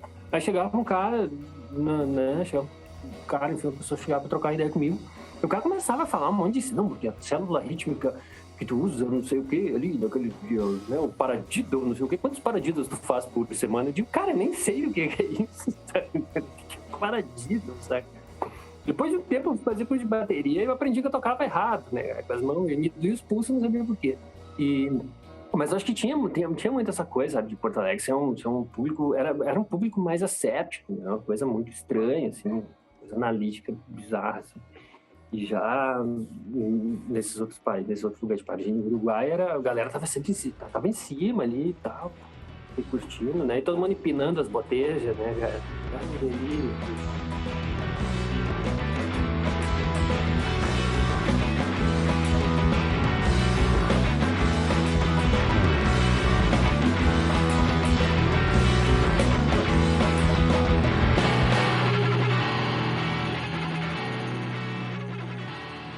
O segundo disco a gente lançou porque deu certo o primeiro, sabe? E o Sérgio viu que a gente estava trabalhando, conseguiu movimentar bastante, assim, mesmo sendo uma banda experimental, entre aspas, né, que fazia bastante barulho, transitava em muitos ritmos, a gente conseguia trabalhar bem essa parada. Tinha facilidade de conseguir shows, se articulava legal com a imprensa, dava uma visibilidade massa. Então a gente queria colocar o repertório que a gente já estava tocando no lançamento no Descompasso do Trânsito, porque muitas daquelas músicas que estão no disco a gente não tocava ao vivo, porque foram músicas incidentais que rolavam durante ensaio, montagem, sabe? Então o repertório se mesclava bastante.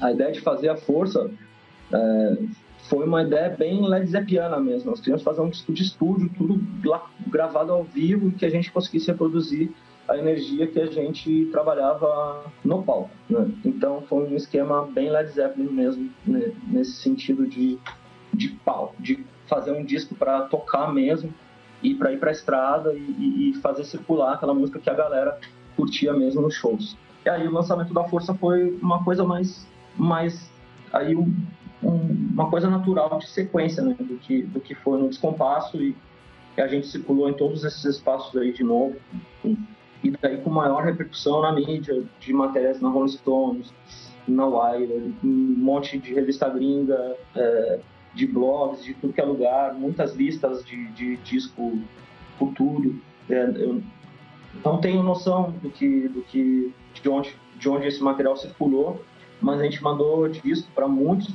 lugares. Por muito pouco a gente não fez uma tour na Europa nessa época aí, porque recebia realmente uma resposta muito massa de público. O segundo disco, acho que assim, a gente veio ali de 2000 e da metade ali do primeiro, digamos assim, daquele período em que, né, 2004, eu acho, 2002, a gente já vinha fazendo outras coisas, né? A gente tava tocando essa Tsunami, né, A Força, essas músicas ali, né? E aí esse disco, assim, foi uma coisa assim que daí a gente... foi muito melhor pensado, assim, né? Então a gente começou a pensar, vamos pensar um repertório, vamos ir num lugar, num estúdio, né, mais... tem a nossa cara e tal. Daí a gente... não sei se foi gravando isso, ou se foi para ir gravar alguma outra coisa, a gente descobriu lá o Thomas Dreyer. Aí tinha uma coisa, eu acho que aí teve até uma crítica, assim, que foi numa revista Soma, eu acho que foi o Arthur Dantas, né, que escreveu, assim, que ele meio que detonou esse disco, assim, meio que disse que era uma coisa muito pretensiosa e tal. E aí eu acho que realmente a gente tava numa fase, assim, meio... não digo que é virtuosa, né, mas a gente tava numa fase, assim, muito, assim, free, né, cara? E aí a gente... assim, botou isso no disco, assim, né? E não sei dizer, assim, assim, as influências, né? Assim, sei lá, a gente continuava ouvindo aquelas mesmas coisas, eu só acho que a gente tava numa fase mais curtindo jazz, eu acho, assim, né? Eu acho que esse disco, né, tem uma pegada música brasileira também, né, e tal.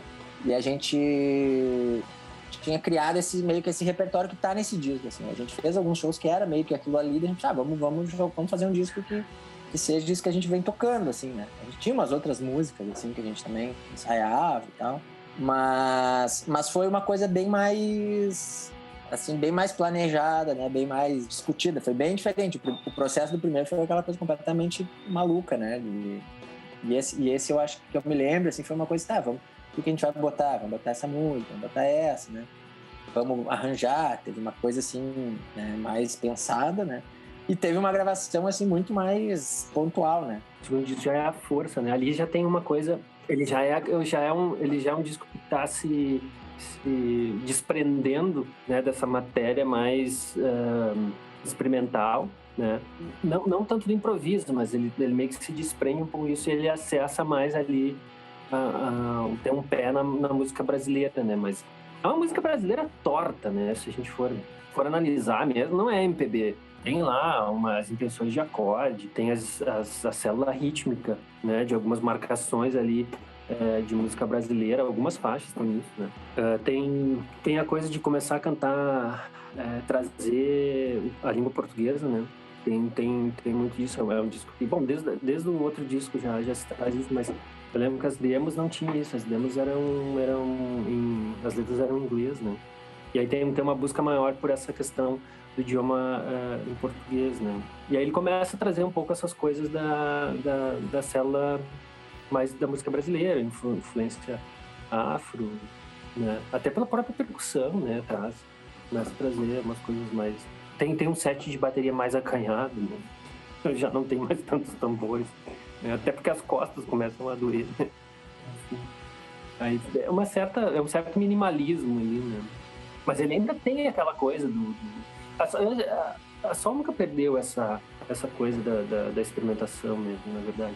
A gente sempre experimentou. Então, até quando a gente diz que é um disco que depois do terceiro disco que a gente gravou, mas não chegou a lançar, esse sim, ele é muito mais, em termos sonoros, ele é muito mais essa coisa da brasilidade, né, do da esquina, né, Nilton Nascimento, aí vai, do que a força. A força é uma transição ali, né?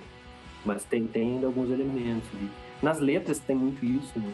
Eu acho que as letras começam a trazer um pouco essa aproximação com esse outro universo, né? Alguns acordes ali e tal, que trazem essa referência, né? E aí depois, sim, o terceiro disco ele já é mais carregado disso, né? Aí eu tive que, sei lá, me empenhar um pouco mais a entender as células ritmos brasileiras, né?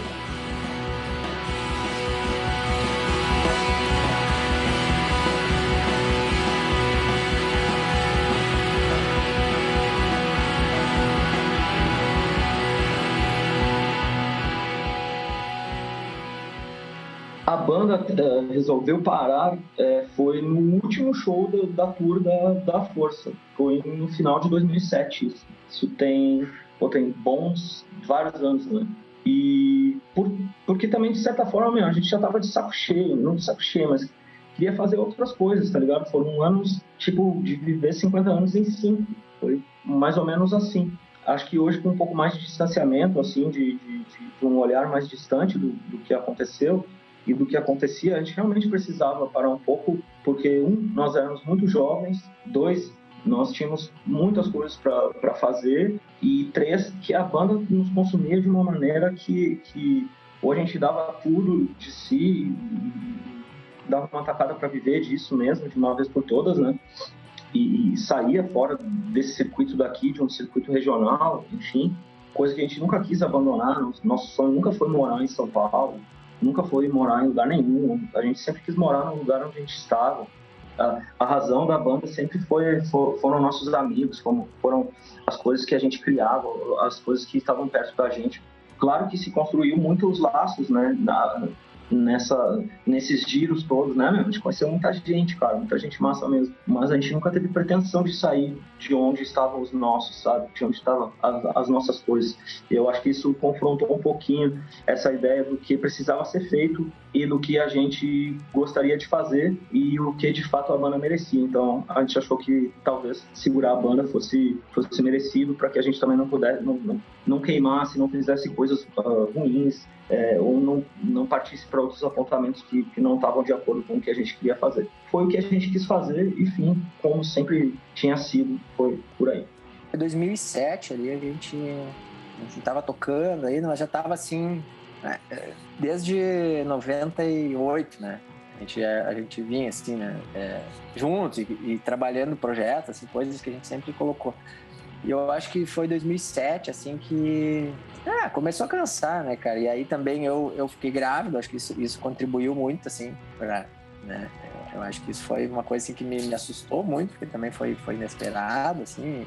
E eu tava, assim, numa fase que eu morava em Porto Alegre, eu vivia tava tocando no Parafernália, na sexta, bossa nova com a minha irmã, né? E assim, trabalhando numa ONG, um trabalho provisórios, assim, sabe? Então, eu tava muito precário, assim, né, cara? E aquilo me apavorou, assim. E a gente já vinha, assim, né, num desgaste. Porque eu acho que depois da Força ali, a gente gravou um outro disco, né? Que tá gravado, né? Não é esse que só o Diego Souto, aí tem um outro disco aí gravado, que falta, acho que, botar uns 2 vocais e umas 2 guitarras lá. Tá lá no Thomas Dredd. Quando nós ficamos devendo por um tempo, então... E aí, quando a gente acertou, se eu não me engano, eu teria que rever com ele, assim, mas se eu não me engano, ele disse assim, é tanto, né, era, sei lá, era 5 mil pra levar embora o material, ou 2 mil pra deixar lá e garantir as sessões pra terminar o disco, assim. Ele foi um cara... Nisso também fiquei fã dele, porque ele cobrou mais barato pra deixar lá e terminar, mais quanto a gente precisar do que pra gente levar embora. Ele disse, venham terminar esse disco. Então ele tá lá, ele tá lá. Eu tenho aqui os bounces, né, os primeiros ali. Mas a gente gravou esse disco, assim, e aí a gente ficou pra terminar. E aí, assim, bateu a coisa, assim, da grana, assim, esgotou um pouco, né, aquela... A gente sempre foi, assim, eu mesmo, né, e nós todos, né, a gente tinha uma coisa, assim, isso nunca nos sustentou, né, sabe como é que é, né? A gente sempre teve que ter outras correrias aí, né? Eu acho que talvez eu tenha precipitado isso, assim, mas nós tava assim, meio vendo a banda passar, assim, né? Vendo o tempo passar e não consegui dar conta, né, cara? E aquilo também não prosperou, né? Ficou muito assim... E aí se tornava sempre um peso, né? Tudo que era... Toda vez, assim, que a banda se reunia, o assunto era pesado. Porque, tinha um disco pra terminar. Aí, e precisa de grana. E aí, toda vez, assim, era desembolso de grana, né, cara? E o prazer reduzindo, assim. Acho que tava numa fase ali que a gente também não tava conseguindo tocar muito, assim, porque daí também quando tu tá desembolsando, mas tá curtindo, né, tá indo pra um lugar tocar legal, se divertindo, né, eu acho, e aí aquilo tava meio pesado, assim, e aí, na verdade, eu tive essa coisa, eu tô morando em Caxias, né, então, assim, na verdade, a minha esposa, ela tava numa situação melhor aqui, e eu tava ali nessa coisa precária, assim, e a gente ia ter um filho, pensei, minha mãe não tava perto, eu pensei, ter um filho é foda, né, cara. E não foi só isso, assim, mas eu acho que isso teve um papel, porque eu falei, assim, eu falei abertamente, não, eu acho que vamos dar um tempo, né, cara, porque eu preciso cuidar disso aqui, ó. Cara, só meio que dá um tempo ali em 2007, né? Eu acho que 2007 é o período que realmente a gente resolve dar um tempo, né? Parar um pouco, né? Eu não gosto de dizer que antigamente eu falava, só terminou em 2007. Mas eu acho que é tão forte que isso pessoalmente, tá? É uma coisa tão forte que cada um viveu ali, cada um viveu a sua maneira esses 10 anos que a gente tocou junto, sabe? E tem tanta coisa massa, sabe, que a gente fez ali, tem tantas descobertas, sabe? Tem tantas... é a primeira vez que o cara, sei lá, viaja pra lá, é a primeira vez que eu e o Roger viajamos de avião, sabe, foi por causa da sol, assim. O Roger olhava pra mim e dizia assim, ô meu, fecha essa janela, fecha essa janela, sabe? E eu abria mais, assim, sabe? E aí ficava o Felipe e o Teco atrás da gente enchendo o saco, né? Vai tremer, sabe? Então, essas coisas, sabe? Que é uma coisa super... entre nós, ali fora o resto, né? Como eu falei, quem diz antes que, sei lá, era quase uma sessão terapêutica, assim. Por isso que, sei lá, hoje eu não digo que a Sol acabou, sabe? Não dá pra usar esse termo, sabe? Porque até, sei lá, as coisas que eu continuo fazendo hoje em dia, muito é em função disso, sabe? As descobertas, ainda continuo escutando as mesmas coisas que eu escutava naquela época. E toda vez que eu boto um dinossauro ou um sêbado pra escutar, eu lembro do Felipe, entendeu? Toda vez que eu boto um Milkshake, eu lembro do Felipe. Toda vez que boto um cano, eu lembro do Roger, um Effects, eu lembro do Roger, sabe? Outras coisas, um Coltrane, eu lembro de todos, saca? Então, isso tá muito presente dentro da minha sei lá, do meu aprendizado musical em termos de experimentação, sabe, a gravação de campo e coisa e tal. Isso tá presente ainda em mim, sabe? Então é uma coisa que, por mais que a gente tenha deixado de fazer algo juntos, as coisas continuam, né, sei lá, perpetuadas em ti. Então eu não, sei lá, hoje em dia eu não digo que a Sol acabou, sabe? Eu digo, por isso que eu disse, não, a gente resolveu finalizar as composições entre quarteto, né? E é uma pena, porque ficou esse outro disco, tem uma série de coisas. Às vezes eu tava fazendo meio que uma faxina em casa, assim, e achei uns CDs com umas coisas gravadas ao vivo, assim. Teve um show que a gente fez em Esteio, né? Lá na Casa de Cultura de Esteio também, que foi gravado e eu acabei achando uma parte desse material aqui. E aí meio que a gente acaba, né? Será que eu lanço? Será que eu não lanço? Enfim, aí a gente meio que acaba conversando com o outro. O que a gente vai fazer com isso? O que a gente vai fazer com aquilo? Né? Um monte de coisa. E na real essas coisas tem que botar, né, cara? Agora com a internet, né? Pô, joga na internet, deixa ali, né? É um documentário que tá ali de alguma coisa.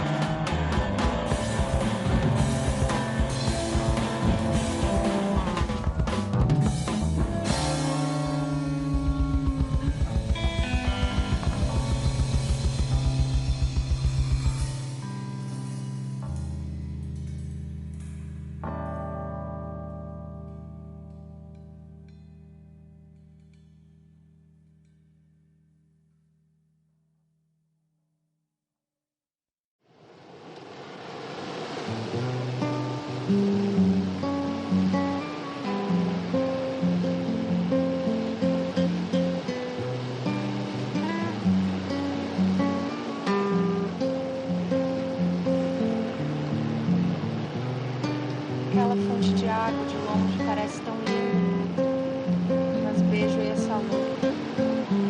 E o sal me provoca a sede me faz olhar a fonte e desejá-la. Tão linda ela é, ser tão linda, torná-la minha fonte de sede e de sal, de beijo e de morte. Não beijo, nem fujo da morte.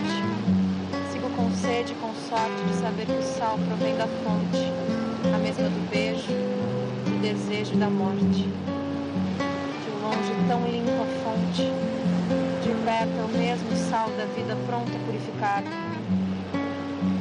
Triste, com feliz sorte,